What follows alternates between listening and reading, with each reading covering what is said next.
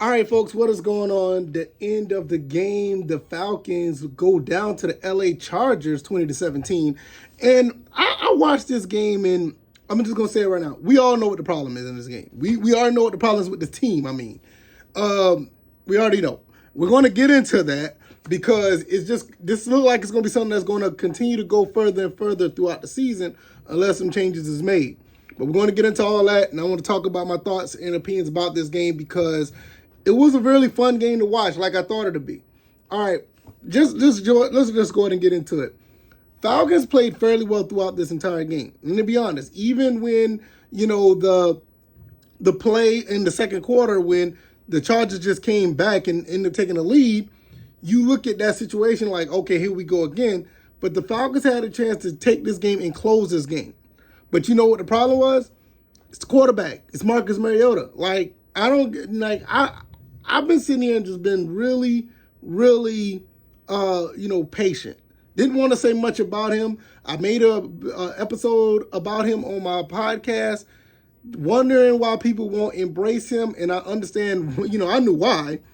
And this was one of the games why they won't. You go 12 for 23 for 129. I mean, this is the type of stuff you can't do. Like, there was some missed opportunities by Marcus Mariota where he basically overthrew or missed players. Some of them was a couple of them that I remember was for a touchdown. You could have blown this game wide open by completing those passes. Now, I know Marcus made a pretty good play when he rolled out the pocket and gave the ball to Tyler and passed the ball to Tyler Algier for a really big gain. That looked good, but you got to be consistent. And for the team overall, the way they played against the Chargers was actually pretty good. You're talking about a team that actually have some weapons. Even when some of the weapons were out, they still are very potent. They still play pretty good. They still have a defense that's actually, above average. So the Falcons played this game fairly well.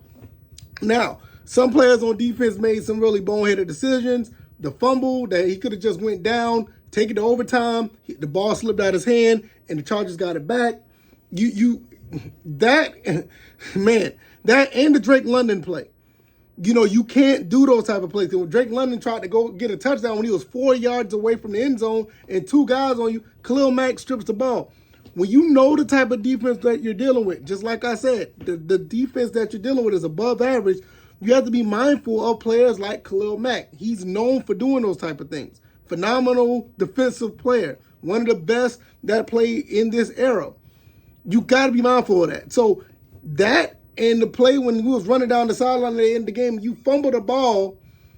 Those are mistakes that can easily be fixed. Those are mistakes that easily could be fixed. It's unfortunate that it happened at the time, but they easily could be fixed. I'm unfortunate to say the Marcus Mariota stuff, I don't think it's going to get fixed. He is who he is. And as efficient that he's been as far as not, necessarily turning the ball over as of late, he still is limited. And you've seen what happened, the fact that why he was limited. It's not much you can do about that. It is what it is. Now, with them still not be able to get to 500, or get above 500. I think we haven't been above 500 since 2018. That's ridiculous. But, hey, it is what it is. Since we're below 500, I want to know where we stand at in the standings as far as the division. I don't know if we're still going to be number one in the division, but we have a real good opportunity to play against the Panthers this upcoming Thursday. Quick turnaround game. I think the Falcons should be ready for that game and should be able to win that game because the Panthers look really bad right now. But is it time for Desmond Ridder? I think at this point now, we're 9 games in. This is a conversation that we need to have at this point.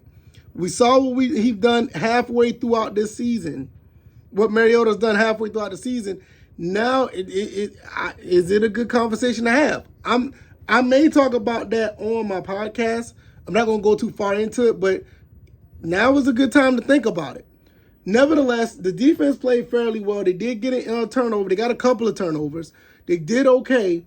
But it just, when it was crunch time once again, You had players to step up and do some things. That's why Justin Herbert is who he is. That's why some of the players on that team are who they are.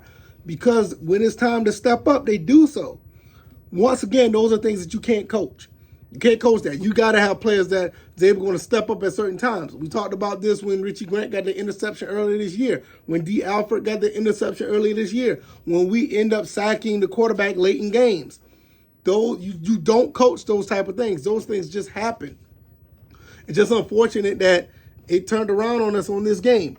Tyler Algier had a pretty good game, 10 carries for 99 yards. Kind of wish he would have carried the ball some more because 10 carries for a guy like him is a little bit too low. We'd like to see around the 15-20 mark. Cordell Patterson came back, had 2 touchdowns. He had 13 carries for 44. Not too bad. Not too bad. The running game in itself was not a problem. The passing game is a problem. Like I said in the beginning, we know what the problem is with this team. And at the end of the day, that's just, it's what's going to be until, like I said, do we put Ritter in? What happens with the quarterback situation? We're 9 games in. We kind of see what's going on with Mariota.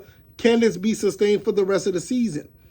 We'll talk about that on the podcast on Monday, probably Tuesday, because it's a lot to talk about at the end of the day. This Falcons team and what happened with Georgia Southern, man, I'm like, right now, we got to have an honest talk. I mean, I'm not saying like overtly negative, but you just got to have an honest talk about what's happening right now because we're too close. Both teams are too close to not be successful for this season. Neither team is a bad team. I know there's a lot of people saying that, oh, the Falcons suck, the Georgia Southern Eagles suck. Both are not bad teams. There are small things that need to be fixed, and this team could be just as successful as we thought they could be. But we'll talk about that then. Man, if you like this commentary, hit the like button, share this video, subscribe to the channel if you haven't already. Falcons go down 20-17. We know the ins and outs of this game. We saw what the problem was. So it's not a collective issue when it comes to this team. We know what it is. And we just have to have an honest conversation about it at this point because 9 games in, I think it's time to have that conversation. But I'm going to get up out of here. I'll see you guys on Monday for the podcast. It'll be up Monday morning. And hopefully you guys hang around and subscribe and check out the other content that will be on this channel. All right, y'all. I'm out of here. Y'all take it easy. Y'all be blessed. Peace.